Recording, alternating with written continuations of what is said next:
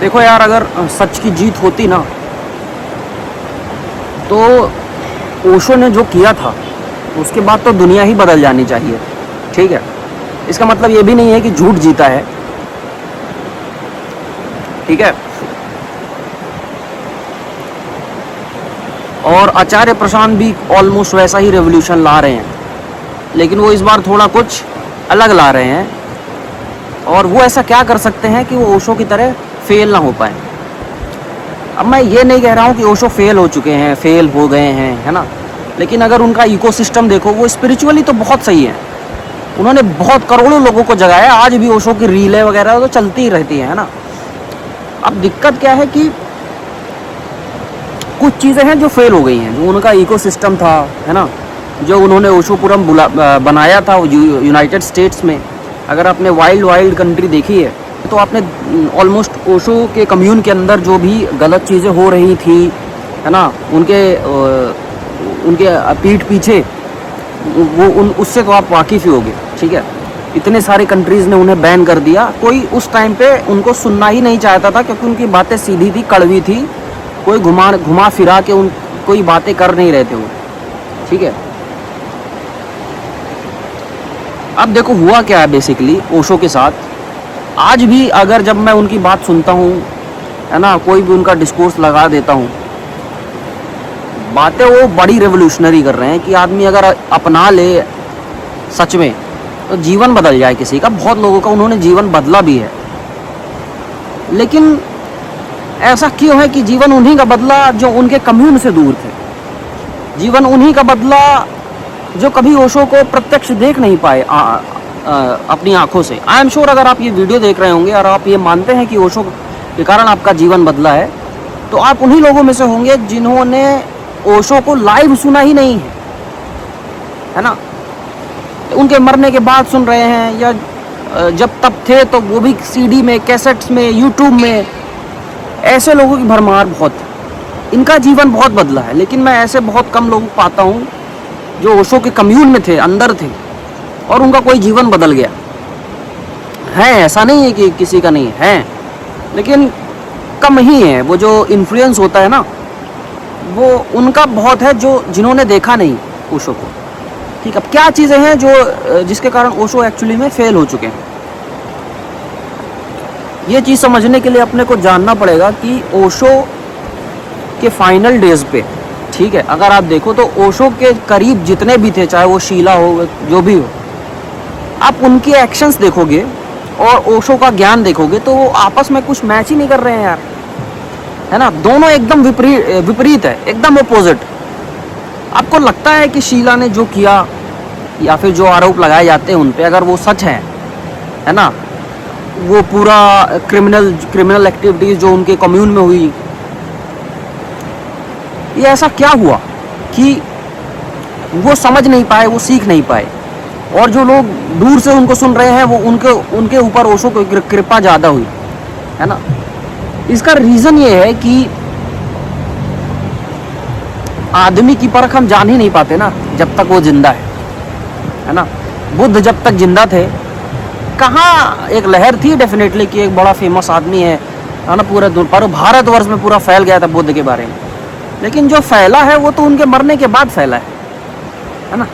Jesus Christ जब जिंदा थे उनको तो लटका दिया ना लोगों ने, लेकिन उनकी महत्ता तब समझ में आई जब जीसस क्राइस्ट को मार दिए। हम इंसान का नेचर ही ऐसा है कि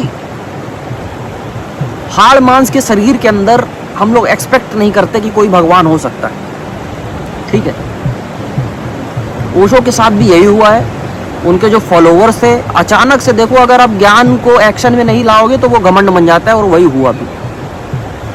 वो जो सुपीरियोरिटी कॉम्प्लेक्स आ गया है ना, कि हम अलग हैं, हम तुमसे अलग हैं, है ना, हम ज़्यादा सुपीरियर हैं, है ना। पूरा उनका क्या ऐसा नहीं हो सकता था कि ओशो बड़े अच्छे से संबंध बना के रह सकते थे अमेरिकी सरकार के साथ, भारत सरकार के साथ, है ना। वो मिलजुल के, वो बीच का रास्ता निकाल के, है ना, क्या क्या रेवोल्यूशन करना ज़रूरी था भी ज़रूरी। मैं ये बिल्कुल मानता नहीं हूँ। उन्होंने जो किया है, उनका जो भी एक्सपेरिमेंट था वो ज़रूरी था, लेकिन वो लॉन्ग टर्म में तो फेल ही हो गया, राइट। वो डिज़ोल्व हो गया ना उनका कम्यून, जो ओशोपुरम रजनीशपुरम जो बना था वो डिज़ोल्व हो चुका है। इकोसिस्टम को नहीं समझा उन्होंने, जो मुझे लगता है, ये मेरा पर्सनल ओपिनियन। ओशो ने इकोसिस्टम को नहीं समझा है। और ओशो भगवान थे, ओशो के फॉलोअर्स थे, आप समझ रहे हैं। सब कुछ ओशो पे टिका था, तो काइंड ऑफ भगवान भक्त वाला हो गया। तो भगवान गए तो भक्तों का क्या होगा, सब इधर उधर अटक फटक गए। वही 10 को बाद कुछ लोगों के कान पे पड़ी उनकी बातें, अचानक से कुछ हुआ और देखो उनका इन्फ्लुएंस, है ना। आज भी लोग इन्फ्लुएंस होते हैं। अब अगर हम बात करें आचार्य प्रशांत की, तो वो एक बहुत स्मार्ट गेम खेल रहे हैं इस टाइम पे। वो ये कहते ही नहीं कि पहली बात कि मैं अवतार हूँ, मेरा इनलाइटनमेंट हुआ है ना।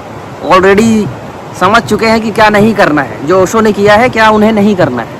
इन सब चीज़ों से तो वो बहुत दूरी हो चुके हैं कि इनलाइटनमेंट हो चुका है मेरा, तो वो तो खारिज ही कर देते हैं कि इनलाइटनमेंट जैसी कोई चीज़ भी होती। ये कोई घटना घटी है, कोई है ना बुद्ध पुरुष है वो अगले, है ना। जबकि ओशो की बातों में ये दिखता है कि वो अपने आप को वो कहते भी हैं कि मैं अगला बुद्ध हूँ, वो कहते भी है खुद, बुद्ध ने ये कहा है पर मैं ऐसा कहता हूँ। लेकिन आचार्य प्रशांत की एक चीज़ में एक फ़र्क मैं ये देख पा रहा हूँ, ऑल्दो उनका जो प्रोसेस देखोगे वो एकदम सेम है। उनकी जो कम्युनिटी उन्होंने बनाई है ऑलमोस्ट वैसी है जैसा ओशो के नक्शे कदम पर ही चल रहे हो, ऐसा लगता है, ठीक है। लेकिन एक चीज़ बढ़िया है कि वो अपने आप को अद्वैत वेदांत का टीचर बताते हैं, शिक्षक बताते हैं। वो कोई अपने आप को धर्मगुरु बताते ही नहीं, बात वही कर रहे हैं, ठीक है। कहते मैं तो पढ़ाता हूँ, मैं तो कबीर को पढ़ाता हूँ। कबीर अपनी बात में, वो कबीर जो अब बातें तो वही हैं, सच ही बोला, यू आर दैट तत्वमसि।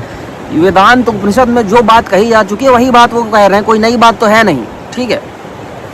बात तो वही कह रहे हैं, नया क्या लेके आ रहे हैं कि अपने आप को भगवान बोल ही नहीं रहे, अपने आप को बुद्ध पुरुष बोल ही नहीं रहे।